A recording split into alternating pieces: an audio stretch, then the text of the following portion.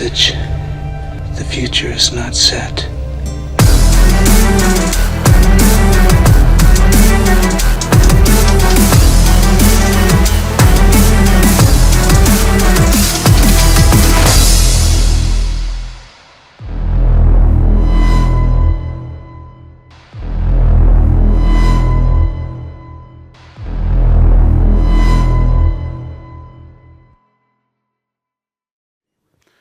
Good evening, everyone. I'm glad that there's still a few people that either are still awake or not drinking yet, so at least someone is here to listen to me.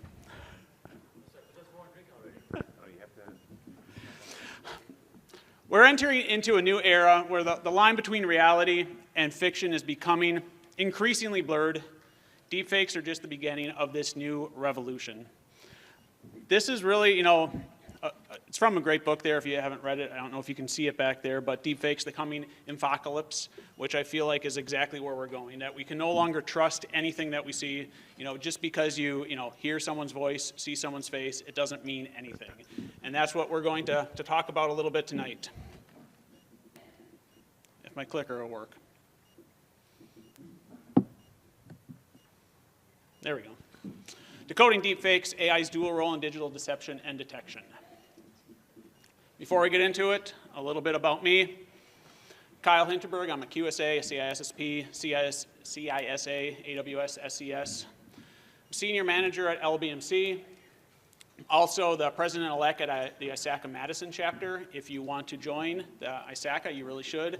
Here in Milwaukee, there's an awesome chapter. Over in Madison, we have an awesome chapter. So if you're not part of either of them, you really should be. If you've never heard of LBMC, we're just doing our 40th anniversary right now, big tax audit and advisory firm. I specifically work in cybersecurity. We kind of do anything under the sun related to cybersecurity. I myself am a QSA, so I work over there in PCI. I know everyone loves PCI if you get to deal with it. That's the reason I'm talking about deepfakes, because not everyone loves PCI all the time. So tonight we're going to not dig into PCI, we're going to be talking about deepfakes. But before we get into that, a little bit of the fun side of Kyle. I love my dogs, I got a lot of dogs. So that's Ace, Oakley, and Apollo, that's the main pack. I love that picture. I don't know how it worked out that I got a picture of them all lined up like that, but I could never do it again if I wanted to. This is the newest member of the pack, Artemis, but I have some more because she just had puppies. So right now I got 12 dogs in my house, and my wife is wondering when I'm getting back home because she don't want to take care of them anymore. And that's the one I'm going to keep. So that's Strider. So pretty soon I'll have 5 dogs, and this is the whole start of my plan, so you can understand how I think a little bit. The white dog up there in the big picture, he's my favorite dog ever, so I got the chocolate lab to have puppies with him, so now I got Strider. Now in 8 years I'll have him have puppies and continue the line and the heritage, and so when I'm like a 90-year-old man, I'll be able to have Apollo's great-great-great-grandson. So that's the whole plan here. So over the course of the next 60 years, if you ever need a dog, give me your number. I'll be having cycles of dogs. So just, if you need a lab, let me know. Let's get into some deepfake. So what is a deepfake? There's a lot of different definitions. So to be able to make sure we have a solid definition of exactly what it is, I figured the best thing to do is to ask the experts. So I went to ChatGPT. So for the definition of a deepfake, it's a synthetic media created using artificial intelligence, manipulated audio, video, etc. That's what a deepfake is. So what that turns into is a number of different types of deepfakes. I think we all just think about images. That's the big one. Obviously here you got the Pope in his puffy jacket. This came out 2 or 3 years ago. People thought the Pope got fashion. It was just a deepfake. There's also text or audio deepfakes for just audio purposes. You can pretend to be whoever you want. You can steal their voice. Literally 30 seconds of someone's voice, you can take it, to copy their inflection, their tone, sound like them. There's text deepfakes. You can, again, use ChatGPT. Say, hey, write me this article, write me this blog in whatever, like Snoop Dogg. Write it like the president, whoever you want, and you can deepfake that person's personality. There's video deepfakes, and this one for me is probably the most memorable deepfake I ever saw. It came out now, I think 5 years ago, and when it first started, it has President Obama talking, and he's saying things that did not sound very president-like, and then it turns out it's Jordan Peele deepfaking himself into President Obama. And it was the first time, at least for me, that I ever saw a deepfake where I honestly thought it was real, and I didn't realize it was a deepfake. And again, this was years ago, and he had a little bit more production behind him than your average individual, you know, being a producer and an actor and a director and all of that. But now, anyone can use the same technology that he had then. And this gives you the scariest thing now, the live deepfakes. This is where, you know, you can very easily, with software you can go download off the internet for free, do a live deepfake. If no one has had the chance to yet, over in the wards, I'm running a deepfake ward, and you can come walk by. I have some deepfake technology set up. As you walk past, you can be whoever you want to be. Right now, I think it's usually running Nick Cage. I see that that's the best. It tends to go onto people's faces the best, but you can be Nick Cage, you can be Keanu, you can be whoever you want to be in just a click of a button. One thing, too, just for the technical side of a deepfake, and specifically for the image deepfakes, how we're able to get images that look so realistic. The main technology is, if you ever heard of it, is a GAN, or Generative Adversarial Network. Essentially, you pit two AIs against each other. This was really the breakthrough a number of years ago that gave us the technology that allows for such awesome deepfakes. It allows for such good image creation. And it's where you have one AI who's trying to create a fake image of an individual, and then you have another AI who is the discriminator, and it decides, yeah, that's a real picture, no, that's not a real picture. And essentially, the generator generates a picture, the discriminator decides, yeah, that's not good, and then tries again, and it tries again. And it can do this, you know, 1,000 times, 1,000,000 times, until it gets a picture that the discriminator believes to be real. And that's how we've been able to advance and get such good AI-generated images. It's by essentially having those AIs fight with each other. And to show you how good these are, we can now have a little game here. Who here thinks this is a real person? Is this a real person, or is this a deep fake? Anyone think it's real? Okay, what about this one? Real or deep fake? Raise your hand if you think it's real. Is that a real guy? Okay, we got a few people thinking it's real. What about this one? Raise your hand. Do you think he's a deep fake? Raise your hand if you think he's fake. Okay, a few people think he's fake. And this dude, he real or is he a deep fake? Okay. All of them are deep fakes. Every single one came from thispersondoesnotexist.com. It's one of the most fun websites you can go to. You just type it in. Every time you refresh the page, you'll get an entirely new person to look at. You can refresh it 1,000 times and see 1,000 faces. They're all different. They're all fake. And all of them look just as good as anyone you're going to find on LinkedIn. So you can never trust that anyone looks real at all. You know, we now have this technology using, you know, this is specifically using GAN technology that you can't tell if it's real. You can't tell if it's fake. There's no absolute way to know that unless you know these individuals. To have a little bit more fun, we can see how deepfake video has evolved. Back in 2023, for some reason, an AI video of Will Smith eating spaghetti went very viral. And this is that video of an AI making Will Smith eating spaghetti. As you can see, it is Will Smith eating spaghetti, but it is not very good. The next year, in 2024, a new video came out. This one looks really good. That's because that's actually Will Smith eating spaghetti. He just heard about the video, so he decided to do it for real. This is the AI version of Will Smith eating spaghetti in 2024. Obviously, quite a bit more advanced than 2023. It doesn't maybe look the best, and has him in the bathtub. But it looks fairly realistic. You could put that in a movie, and for a shot or two, you wouldn't realize anything. Maybe you would on that one. But now you get to 2025, and this is where we're at. So this is currently Will Smith eating spaghetti, which it maybe doesn't look perfectly like Will Smith. I feel like the face isn't always the best in some of the angles, but it does look like a real person. If you just saw this, I believe most of us would believe, you know, that's a dude who looks like Will Smith and he's eating spaghetti. Even the liquid, the water, the hands, he actually has the right number of fingers. There's no way to tell it's fake, or at least not many ways to tell it's fake. So now that we've seen a little bit about deepfakes, let's do a little bit of deepfakes 101. Understand how these are made, what's going on behind the scenes. First of all, I'll say don't try this at home, but that's just to make it so I don't have any liabilities. So if you do try this at home, because you should, understand how these things work. Go play with it. I think it is fun, but I'm just not endorsing it.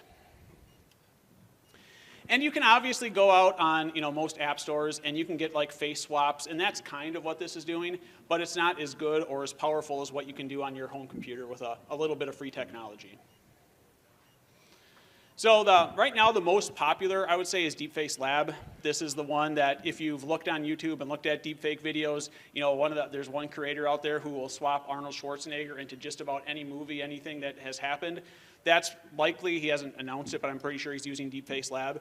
This is one of the generally most powerful tools out there, and it's also entirely free. One thing is that, as you can guess, it's usually not used for positive purposes. Other than making humorous videos on YouTube, there's not a lot you should probably be doing with this that's legal or ethical. And so as you can see, it's not always downloadable. But if you look long enough, you can find it, and you can still download it. Essentially, when you download it, you just get a whole bunch of batch files. And then it's as simple as walking down the numbers. You have batch file 1, batch file 2, batch file 3. You just essentially walk down them. You run the first one, you run the second one, and each one does the next step of the process. So you start out, and you give it a data image and a destination and a source. In this case, I'm taking me as the destination and one of my coworkers as the source. And obviously, we don't look very similar, but I'm going to deepfake us onto each other. Then you start running the software. It'll go through and start pulling out all the faces. And so essentially, it goes through that entire video of however long it is, and it chops it up into frames. Once you get those videos chopped up into individual frames, then it starts grabbing all of the faces. And if you want to do this good, you have to go through and essentially map out the faces. If you look at really good deepfakes, they have done this. They've gone through on numerous individual frames. They will map out that face and show it so that way the deepfake program knows exactly where the face is. Especially, this is important if you're trying to grab a beard or hair or glasses. All of those types of things tend to make it more difficult for the program to find it itself. And then it starts matching it. And so in this case, it's taking that video of me and the video of Brian. It has taken all of those faces, every single frame, and now it goes through and starts saying, hey, this frame looks like this frame looks like this frame. And it starts adding them up together to make that model. So that way, whenever my face is turned a little bit to the left with my mouth open, it has an image of Brian with his face turned to the left with his mouth open. And then you get something like this. And this is obviously a very poor quality version, but it shows you what it's capable of. This is literally, a half hour's worth of work. If you take more time, you can make the Schwarzenegger videos that look quite a bit better. And you can also do this live. This is DeepFaceLive. And again, over in the awards, I'm using Deep Live Cam. That's another option, another version of this that you can see. It's a little bit easier, less involved to set up than DeepFaceLive here. But you can see that just with a click of a button, I can be Brian right there, and I can swap, and maybe I want to be a billionaire. Or I can swap, and maybe I want to be a president. I feel like some of them, you can obviously tell, fit my face a little bit better, look a little bit more realistic. And those are all ones that are just based off of a single image. So that's all that's being used to create that, is just a single image. But you can do more of the big models, and so now I'm switching over here. I'm going to grab one of the models. Want to be someone a little bit more cool. So I'll choose and be Keanu Reeves, because I don't know if you can get too much more cool than Keanu. So give it a chance. It has to, there we go. I'm looking pretty good there. But again, it doesn't entirely match up with my face, and my glasses there are messing it up a little bit there. So instead of Keanu, I should probably choose a face that fits me a little bit better here.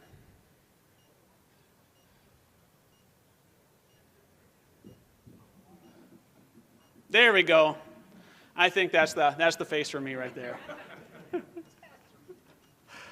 But as you can see, it's literally just a click. And then you say, well, that's only the video side. You want to do the audio side too. Well, you can go out. A really cool tool outside of just deepfakes is Pinocchio. If you've never heard of or seen Pinocchio, you should write that down. You should go download it. It's essentially a search engine and installer for AI tools. So in Pinocchio, the individual and organization that runs it makes it so it's a really easy way for you to identify and install different types of AI tools. In this case, I used it to install RVC, which is a tool that does real-time voice conversion. You can grab someone's voice, load it in, just 30 seconds, couple minutes, and in a little bit of time, you can build a model, and then here, you can listen. Hello, I am most obviously Brian Willis and not Kyle Hinterberg, and just wanted to tell you that I think Kyle is really pretty awesome, and I really hope that you're enjoying his presentation. I don't know if I can turn that up. If you heard that, that was me pretending to be Brian, telling you how awesome I am.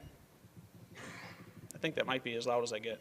But anyways, it's as simple as a 5-minute exercise to steal someone's voice. And if you just have a couple minutes of their audio, someone who's ever spoken on YouTube or called you on the phone, you can steal that audio, and using free software, you can go and copy it over. Again, over in the wards, I have some instructions. There's a website you can go to right now, fakeyou.com, and it's a free site, and you can do voice conversion to whoever you want to be, or create your own voice and be whoever you want to be, or copy their voice or have them copy your voice, either way. And so now we've talked through how awesome deepfakes are. And it's honestly the most cool, fun thing in the world, right? You can do a whole lot of fun stuff just like this. But then we have the opposite side. And this is really the bad side of deepfakes, that even though it can be a lot of fun, when you really think about it, most of the things that happen with deepfakes are negative. Most of the things are bad. There are, this is one news story about a teen who died, by suicide because of deepfakes that were created of her. And she's not the only one. This isn't just one individual that had this happen. There have been many cases of this happening.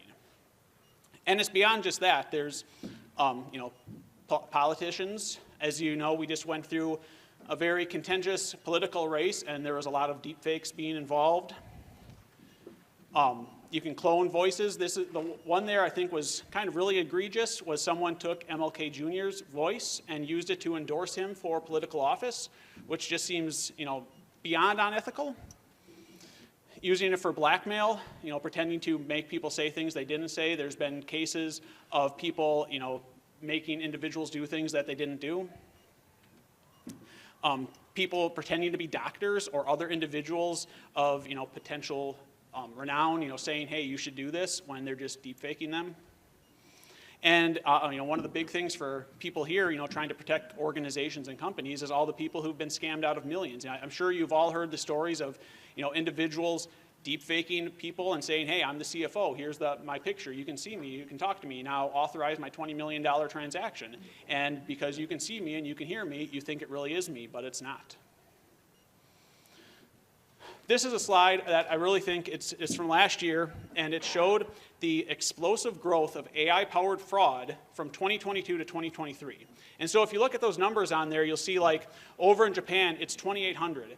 That's a 2,800% increase. So that's not 2,800 more instances, it's a 2,800% more. Even here in America, a 3,000% increase from 2022 to 2023. And you can only assume that this is continuing to explode, continuing to grow from 2023 to 24 to 25. This isn't going to stop. Before we get too negative and talk about everything horrible, I do want to call out there are some potential beneficial uses for deepfakes. One of the easy ones that I noticed, at least for some of my coworkers during the COVID times, is you can have Zoom or Teams or any tool you're doing, put makeup on your face. There are some individuals in this world that we as a people have decided that if they're going to be on a business call, they're supposed to be wearing makeup, and that's a pain in the butt for them. So if they want to, they can just turn on a filter, and even though that's just a simple filter, that's essentially deepfaking their face and adding that makeup onto their face. Something simple, but it is a beneficial use of the technology. One of the things I don't have currently, but I think would be cool, is NVIDIA has made technology that makes it so it always looks like you're looking at the camera. So you can be on a call, and you can be scrolling on your phone, you can be doing whatever you want, and everyone thinks you are completely plugged into that call. I think that should be just automatic going forward, that everyone needs that. Something cool, and for kind of local for me and my company, LBMC, we're based out of Nashville, is Randy Travis. I'm assuming most people know him. He's a country star, country singer. But a number of years ago, he had a massive stroke, and so he lost the ability to sing. He's still, cognitively still there, still would want to sing to create music, but he no longer has the physical capability to do so. And so now he has written songs. They have taken another singer, had that singer sing his song, and then they ran it through a voice conversion algorithm trained on Randy Travis's voice, and Randy Travis has released new music on the radio. So he is now a professional, practicing artist using AI to make him, be able to do that. One of the probably the most important things I've seen as far as positive uses for deepfakes is for journalists. In this case, there was a group of journalists in Venezuela, and they were afraid of being persecuted by their government. And so they don't want people to know what they look like or what they sound like, but yet they still want to be able to connect with their audience. They want to have faces and voices that their audience can see and not just be, letters on a screen. And so they have created deepfakes of themselves. And they will, do their journalistic things and do their reports through their deepfake personas so people can still connect with them at that human level, but no one knows what they look like. So now that we understand that, we can talk through what are some of the protections in place to protect us. This isn't a complete list of every single law out there on the books, but it's a decent look at what laws we currently have. This is what we have going on at the federal level in the United States. As you can see, most of these are just in the proposed or pending. One of the issues that you can say is either good or bad for America is the fact that we have the right for freedom of speech. Not all other countries understand that the same way that we do. And because of that, it's really hard to regulate deepfakes because most things that you create, you can do that under the right of the freedom of speech. So even if other people don't like what you're doing, you can still say, freedom of speech, I can create this, which is where some of these laws have been having a hard time making it through. I have to call out my favorite one, though. It's the Deepfakes Act, because I think whoever is making these really needs to get paid for figuring out how they make these words. So it's the defending each and every person from false appearances by keeping exploitation subject to accountability act. They have to just have someone in the government who that's all they do is just try to figure out how to make these things. Here's a quick look at some of the state laws. You can see there is one in Wisconsin. We have Act 123 or 123. It mandates the disclosure of AI content in political ads. That's one thing where a lot of this is related to politics and political ads, which is good, but I feel like some of the deepfake pornography laws are more important, and you do see there are a number of those as well. One other interesting one, just to call out Tennessee again, is the Elvis Act. That's another one that they have obviously made sure they know how they're writing that name. But that's protecting images and likenesses of essentially stars and singers. So obviously Nashville has an important amount of individuals there who want to make sure their songs are protected going forward. This is kind of a look that Wire did last year, showing deepfake pornography laws by state. So if you look there, all of the bright blue have passed laws. So those do have some law on the books that protects individuals from deepfake pornography. The purple have proposed and failed. The blue, light blue, is proposed, and the gray hasn't done anything yet. So as you can see, right now we're still in a big mix. Some states you can't, some states you can, and even in the states where it's against the law, we still have issues because of freedom of speech. That's one place where I think Korea, they have possibly the hardest law. If you look here, this is a look at some of the international ones. And Korea has decided, South Korea, they really do not want this to happen. If you make any type of deepfake pornography, that's instantly something you can get jail time for. We do have something a little bit like that here in America, which I find interesting, is when it comes to child pornography. And that it's not that it's more illegal, in a sense, to create child pornography using deepfakes. It's just that currently the law sees it exactly the same as the real thing. So whether you're making it for real or through a deepfake, the law sees it the same and you get punished the same way. So obviously we do have some protection from the government, but when it comes to technology, the government tends to lag behind, and a lot of times we have to protect ourselves. And there are a lot of tools out there that you can use to protect yourself or try to identify deepfakes. I'm just not sure that any of them are everywhere they need to be yet. But what those tools use is a lot of different things, that essentially the same things that you would use to identify deepfake, but they can do it at a level that we can't necessarily see or be able to understand just by looking at an image. Looking at inconsistency in facial artifacts, maybe they see pixels that are jumping out of line, something that you might not be able to pick up. Audio-visual mismatch, seeing that the audio isn't matching the face, but a lot of times they could just say, hey, that's a faulty Zoom connection causing that issue. Pixel level analysis, motion analysis, metadata and hash analysis. That's one that could work, but again, it's really reliant on the software application, be it Zoom, be it Teams, whatever, to be able to confirm that. Or if you're looking at a video, that's a case where at least that video could have a hash, and you could confirm that hash to make sure you really are looking at what you assume you're looking at, and it's not a deepfake. Eye movement analysis, making sure the eyes are both pointed in the same way. Sometimes deepfakes make eyes look two different directions. Shading and lighting. One thing that's interesting that some companies are doing from a shading and lighting perspective, which tends to be pretty accurate at determining if you're looking at a deepfake or not, is by changing the color of the screen for the monitor that the other individual is looking at. So you're on a Teams call with someone, and the software would essentially make their screen slightly more red. Not enough that they would notice necessarily, but enough that it should reflect a little bit of red light off of their face, and then their camera should pick up that red light, and then the program can say, yeah, we made red light, it bounced off their face, they're really there. Or, we made red light, we didn't pick it up, this is obviously a deepfake. So that's one of the technologies that can help identify and really see if there is a deepfake. Temporal artifacts, again, things jumping around. Biometric features. This is another one where essentially most cameras, even in laptops, do have the ability to see if blood is pumping in your face. Little things like that. You can see, again, you might not be able to pick it up, but a camera, even an iPhone camera, etc., does have enough technology, enough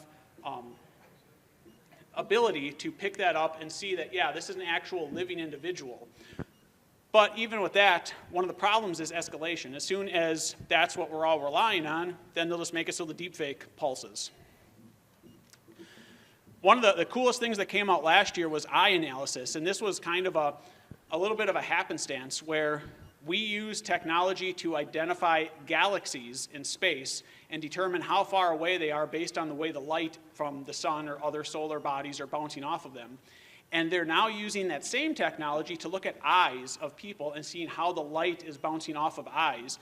And most times, as you can see kind of laid out there in the image on the right, even though those eyes look like they're both looking at you, if you actually track the way the light is bouncing off of them, it makes it so that there would have to be multiple light sources to create that light, which would imply that it's a deepfake. I do not believe that we're where we need to be at, though, when it comes to these identification methods. I feel like we're back in the 90s when it comes to phishing. We've now advanced over 20 years in the world of phishing, where we finally, for the most part, are protected, a decent amount. Obviously, phishing is still a big issue, but we're a lot better off. We actually have technologies that can stop and save your customers or your employees from being phished. We're kind of in that same place back in the 90s when it comes to deepfakes, where maybe in 10, 20 years, we'll be able to have technologies that really give us some level of protection. But right now, the big issues is first availability. Does anyone here, to their knowledge, at their company have any software tools that help them identify deepfake videos or audio? I don't think I've really, we got one hand. So out of this whole group, there's maybe one company that is doing something to detect it. So that's one of the big issues. Unless you're maybe working in the government, having to do something where you have to do like know your customer type controls, you probably aren't doing this. And the other thing is false positives. Something that I think, the more I've dug into this, that I think is going to be an issue, is we're coming to an era where people are really choosing how they want to be seen, how they want to be portrayed. And that might be with cat ears. As you can tell, a lot of folks around this conference are wearing cat ears, and so if an individual has decided they want to have a filter that gives them cat ears, what right do we have to say you can't wear cat ears if that's who they are and what they want to portray themselves as? But at that point, it's a deepfake, and it would trigger any tool that's trying to identify them as a deepfake. So some of this has caused me to think that we're probably just chasing down the wrong path, and that we can't necessarily rely on an individual's likeness as being their primary identifier. Just because I see you doesn't mean you are you. I have to have some other way to confirm who you are. to kind of go off on a little bit of a tangent here, back in 1784, there was a gentleman named Joseph Brahma. He developed this lock. It was the Brahma lock. It might seem impossible, but it was unpickable, literally unpickable. Anyone who had this lock knew whatever they locked with it was absolutely secure. It was known to be secure. There was no one that could in any way pick this lock. For 67 years, that lock stayed unpickable. And then it was picked in 1851. After that, we lost all sense of security from that lock. We are in that same state right now with images. For many years, we have had images that we can protect, we can understand, we can see this, my face is my face. If you see my face, you know it's me. We have now moved to 1851. We no longer can trust our faces. We have lost that sense of security, we've lost that sense of trust. We need to find a new way to confirm that. So, maybe we have some ideas of what we can do. The MIT Media Lab, they went through and they identified kind of their top list of recommendations of what you can do to identify deepfakes. He said, pay attention to the face. It seems pretty freaking obvious, but that was MIT. Look at the cheeks and the forehead. That's also part of the face. Look at the eyes and the eyebrows. Pay attention to glasses. Look at facial hair or lack thereof. Look at facial moles. That can be a good one if it's jumping left to right, right to left. Look at blinking. Make sure the person does actually blink. Look at lip movements. I feel like all of these are pretty obvious, but none of them are necessarily going to help us too much. One thing that I have noticed myself in playing with deepfakes, and is something that a lot of places that have to do like know your customer type controls are recommending, is have someone wave their face in front of their hand. That, in my opinion, is one of the best tells, is waving your hand in front of your face, because that tends to break it. But all of this is a little bit broke by a report that came out, Fooled Twice. So in this report, I worked with a bunch of people, had them all look at deepfake images, had them look at not deepfake images, and then asked them what was deepfakes, what wasn't. After this was all completed, they determined that people cannot reliably detect deepfake images. Raising awareness or giving incentives to better detect deepfakes did not improve detection. So if they told people, we'll pay you money if you can tell us what's the deepfake, they got worse. People tend to mistake deepfakes for authentic videos, not the vice versa. So they tend to think that authentic videos are the deepfakes and the deepfakes are authentic. So we can't figure any of this out. And they overestimate their ability. This is where I'm guessing, if by a show of hands, most people probably think they're a better than average driver. But we're probably all at most average, and we all think that we're better at average at detecting deepfakes, but we're at most average. We're probably, if anything, less than average. And ultimately, this report identified that people are highly susceptible to deepfake manipulation. And the real nail in the coffin for me is this came out in 2021. So since then, we've obviously greatly surpassed our technology and our ability to create deepfakes.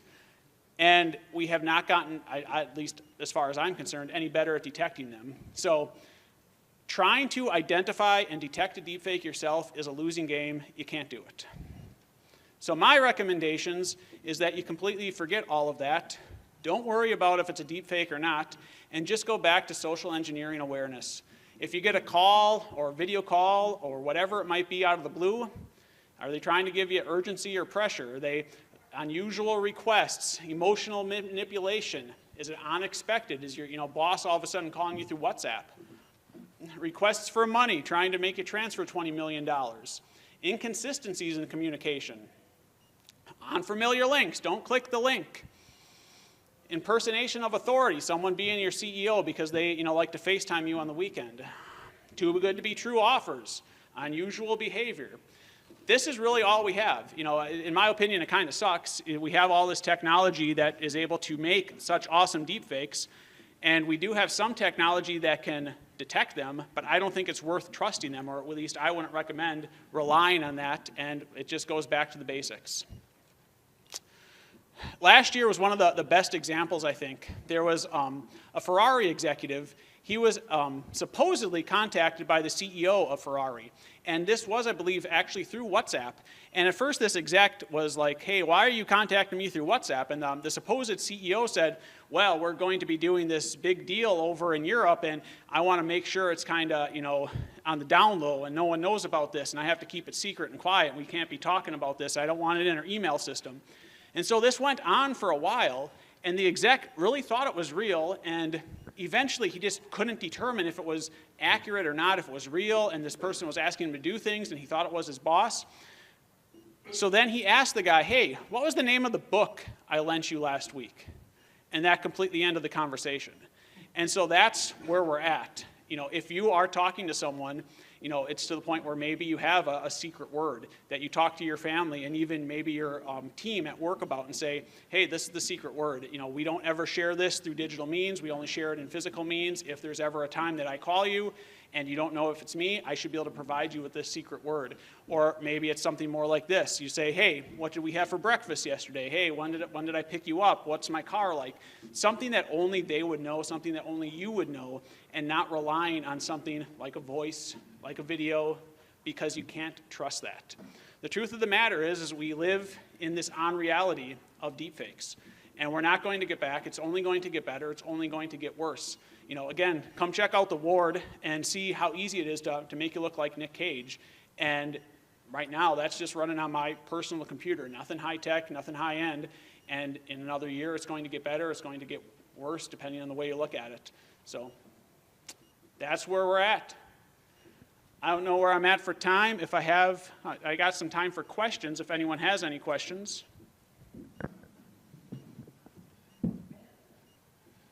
If not, oh. Are you aware of any government efforts in terms of both InfoSec and intelligence, what they're looking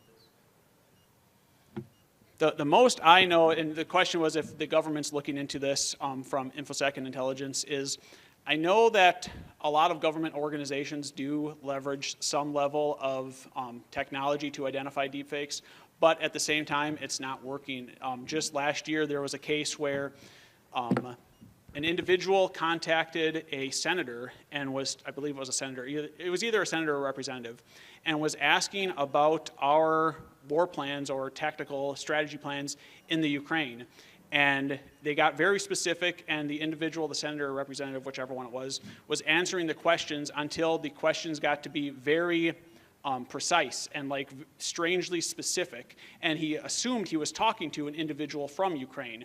And at that point, though, when these questions got weird, they ended the call, and it ultimately turned out it was a Russian hacker who was deepfaking an individual from Ukraine and had contacted an American senator or representative, and we didn't detect that as a deepfake. It wasn't detected as a deepfake or an issue until it, you know, got too far and was asking pointed questions that, you know, likely that individual shouldn't have been asking. So, yes, they are doing some things. There are some know your customer controls and protocols in place to try to identify these, but it gets back to that availability side that it's not being rolled out everywhere. So I had a question about the reporters. Were they taking facial features of real people, or did they construct something?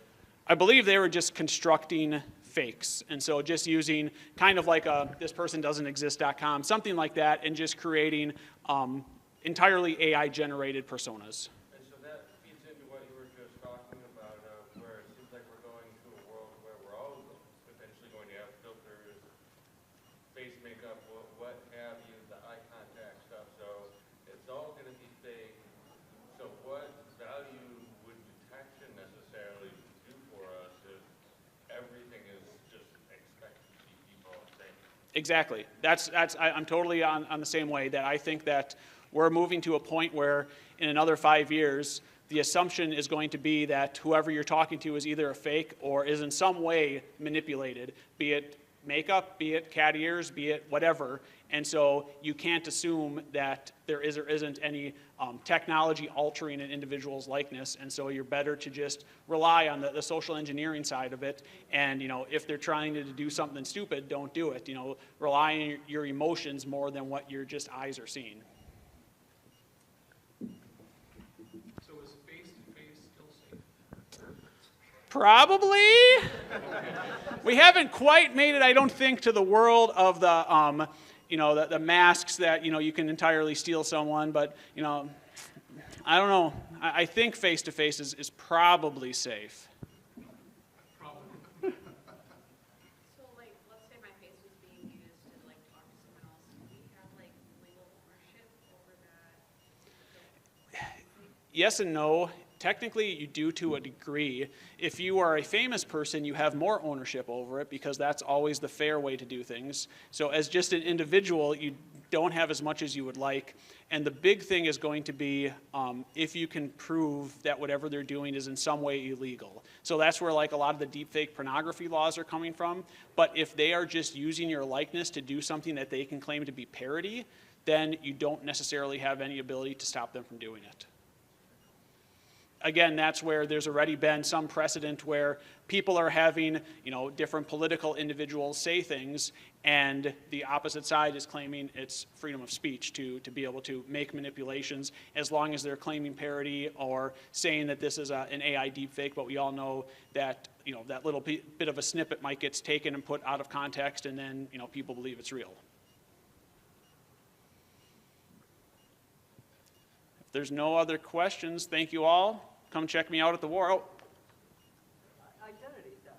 I mean, basically it's identity theft. And identity theft is already a crime. Yeah, but So lawyers should be able to argue identity theft. yeah, I would agree, but it depends on the specific uses. So if I just steal your face and make you say something stupid, and I say that I'm doing this as, fun parody, then I can get by with American law, and that's not necessarily illegal, depending on who has the better lawyer. And again, if you were a movie star and your likeness is your job, then you have more ability to fight that. Us common folk don't necessarily have so much ability there, which, again, not to say that's right, but that's the point that we're at right now until we get better laws around this. This is where we have to have laws catch up a little bit with your likeness being your identity. Does the cheese-shaped symbol hat help? It does. It makes it so I'm absolutely protected. No one can get me. The aliens can't steal my likeness. The FBI can't read my brainwaves. So there's sort of trying to get call centers that quite often do phone number spoofing, and have also been doing voice spoofing against people. So they will steal your phone number, which is legal, and then spoof your voice to try and trick your family. Yes. Yeah, they can do all of that, and it's, potentially parts of that are still legal. And even like spoofing your voice, that's a very hard place to get to even prove that someone is or isn't doing that. An easy example is, most comedians obviously do, pretend to be other individuals. They can, do that pretty well, and that's not illegal. That's where that just all falls under parody. And unless they're doing it in some malicious way, it's hard to even claim that's a bad thing. A lot of times, even if they're doing that and stealing your voice and doing, whatever, it's not generally illegal, or at least easily proven to be illegal until they've actually committed the illegal act of stealing money or whatever it might be.